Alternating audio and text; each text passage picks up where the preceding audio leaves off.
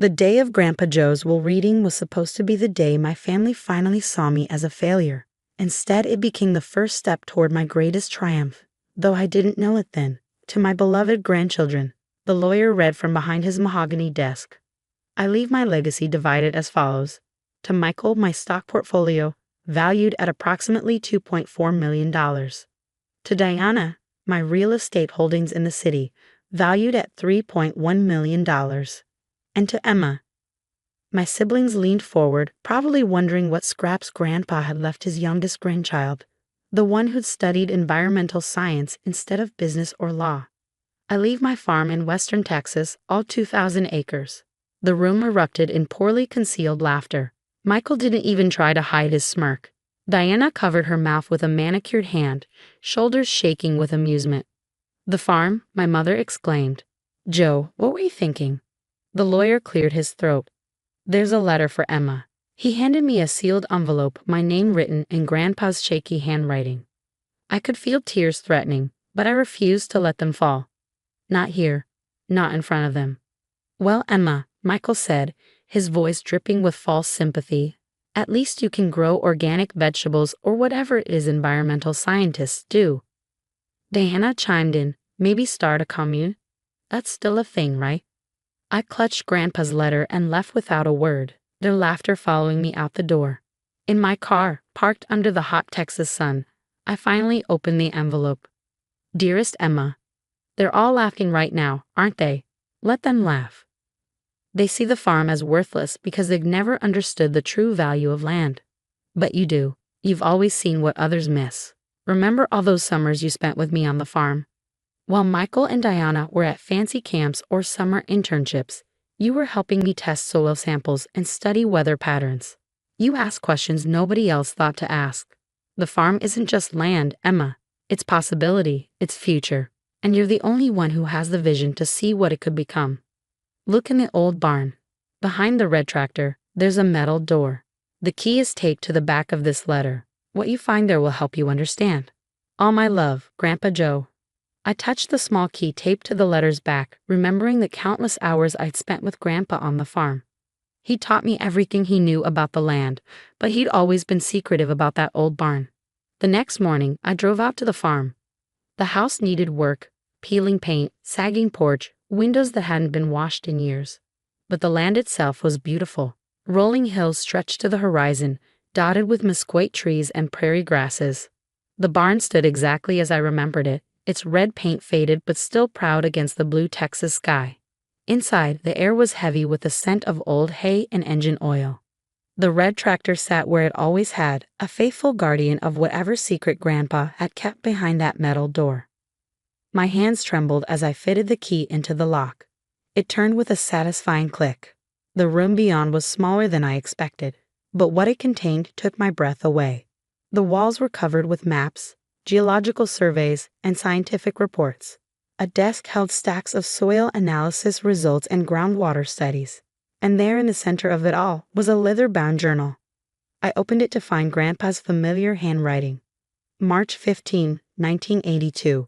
First tests confirm it. The lithium deposits are extensive, possibly one of the largest in North America. But mining would destroy the land. There has to be a better way. Lithium, the essential component of modern batteries, the key to renewable energy storage, the mineral that tech companies desperately needed. My hands shook as I flipped through more pages. Grandpa had spent decades studying the deposits, conducting secret surveys, monitoring groundwater levels. He'd known exactly what lay beneath his worthless farm. More recent entries caught my eye. 2015. Emma's starting environmental science at UT Austin. She understands what the others never have. That profit without preservation is no profit at all. She'll find a way to do this right. 2019. New extraction methods looking promising. Minimal environmental impact.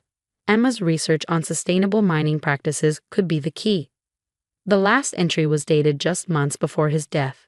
I'm leaving the farm to Emma. The others will laugh. Let them. She's the only one who can balance progress with preservation. The land knows its guardian. I sat there for hours, reading through decades of research, understanding growing in my mind. This wasn't just a farm. This was one of the largest lithium deposits in the country, possibly worth billions. But more than that, it was a chance to prove that resource extraction didn't have to mean environmental destruction. My phone buzzed, a text from Michael. Sold my stocks already. Some tech company called Tesla bought them way above market value. Hope you're enjoying your dirt farm.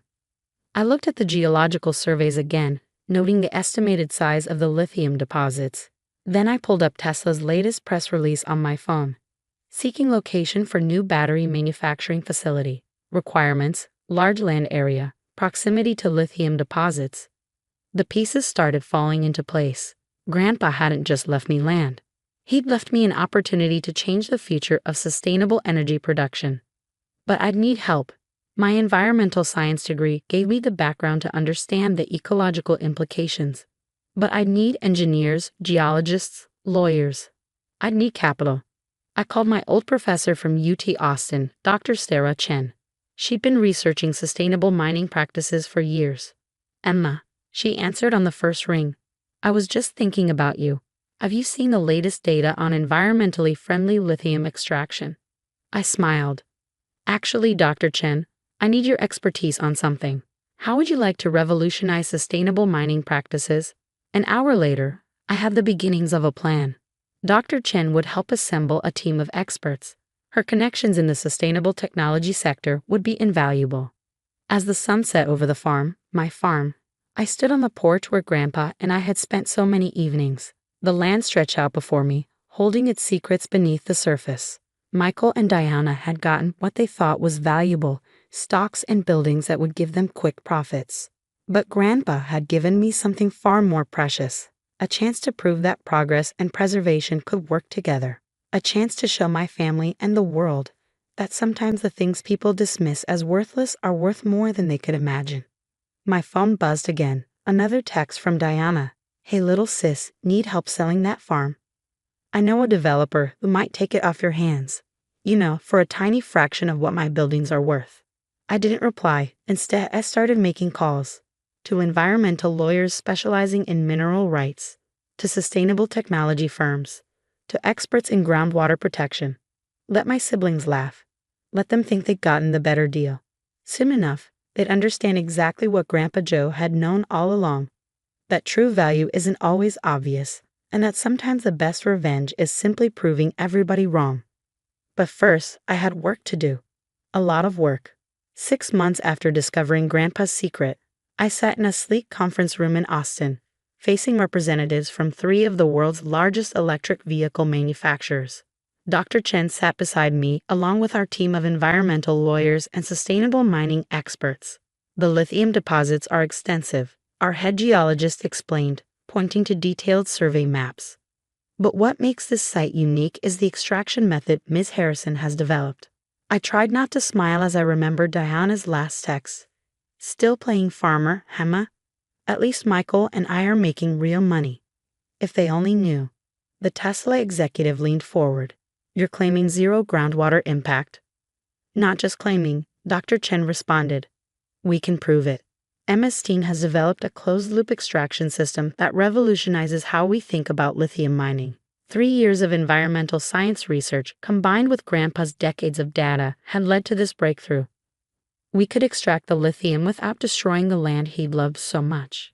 The mining rights alone would be worth billions, the Ford representative mused. But you're proposing something more ambitious. I nodded. We're not selling mining rights. We're establishing a partnership.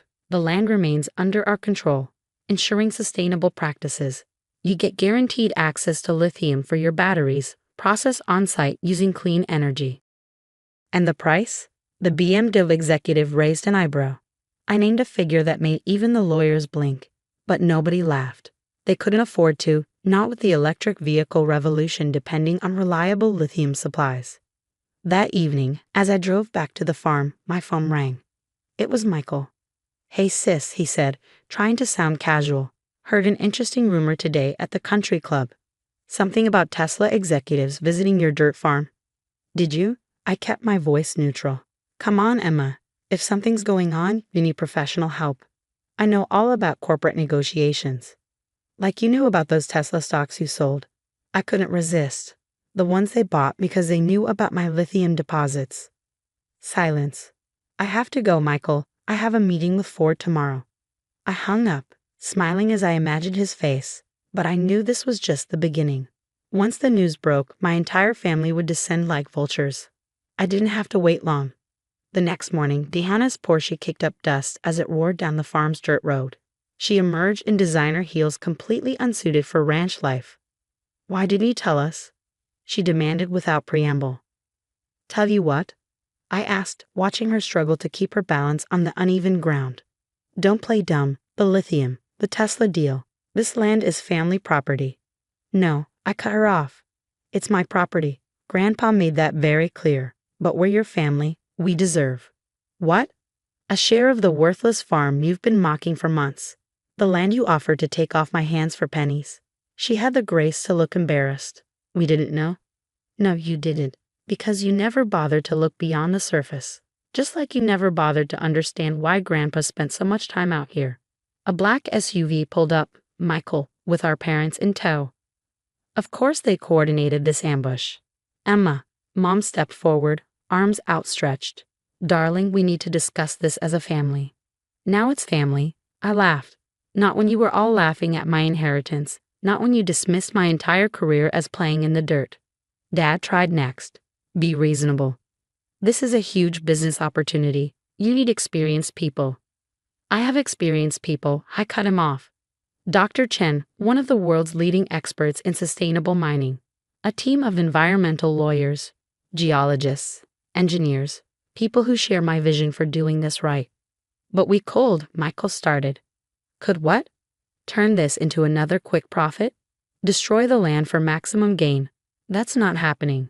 I pulled out my phone and played a video, the presentation we'd made for the manufacturers: advanced extraction systems, solar-powered processing facilities, a blueprint for sustainable lithium production that would revolutionize the industry. They watched in stunned silence. "This is what Grandpa saw," I explained. "Not just the lithium, but the possibility to do something revolutionary. That's why he left the farm to me, because he knew I'd understand." "The profits," Diana whispered, "will be beyond anything you can imagine." I agreed. "But they'll be made the right way, with respect for the land and the future." "And us?" Michael asked quietly. I looked at my family, really looked at them. The siblings who'd dismissed me. The parents who doubted me. Part of me wanted to exclude them completely, to let them live with their mistake. But Grandpa had taught me better than that. "There will be opportunities," I said finally. "Not control, not ownership, but chances to be part of something important. If you're willing to learn a new way of doing things." Over the next year, the farm transformed. Modern buildings rose from the prairie, all solar-powered, all designed to minimize environmental impact. The first lithium shipments proved our extraction method worked exactly as planned. Michael eventually joined our finance team after taking courses in sustainable business practices. Diana's real estate expertise helped us expand intelligently. Even Mom and Dad came around, proudly telling their country club friends about their daughter's innovative approach to resource management. Tesla built their gigafactory adjacent to our processing facility. Other manufacturers followed. The worthless farm became the heart of America's electric vehicle revolution. One evening, I sat on the repaired porch watching the sunset just like I used to do with Grandpa. The land still looked largely unchanged, we'd made sure of that. But beneath the surface, it was helping to change the world. Dr. Chen joined me, carrying 2 glasses of wine. "Your grandfather would be proud," she said, "not just of the success, but of how you achieved it." I touched the worn leather journal I always kept nearby. He knew all along that true value isn't just about money. It's about finding the right person to build the right future. My phone buzzed, a news alert. Our company's stock had hit another record high. Somewhere, Michael and Diana were probably calculating their lost profits, remembering how they'd laughed at my inheritance. But I wasn't thinking about revenge or vindication anymore. I was thinking about legacy, not just Grandpa's legacy to me, but my legacy to the future. A way of working with the land instead of exploiting it. A proof that profit and preservation could coexist. The farm wasn't worthless. It never had been. It just needed someone who could see its true value. Someone who understood that the best things in life often come disguised as disappointments. I picked up Grandpa's journal and added my own entry. The land knows its guardian, you wrote. Now I understand. It's not about ownership or profits. It's about responsibility to the earth, to the future, to the truth that real value isn't always visible to those who are only looking for quick rewards. Thank you for trusting me with your legacy, Grandpa. I promise to keep building it into something even better than you imagined. The sun sank below the horizon, painting the sky in brilliant oranges and pinks. In the distance, the lights of the processing facility twinkled on, powered by the same sun that had nourished this land for millennia. My worthless inheritance had become a billion-dollar operation, but more importantly, it had become proof that sometimes the best gifts are the ones nobody else wants, because they're waiting for just the right person to reveal their true value.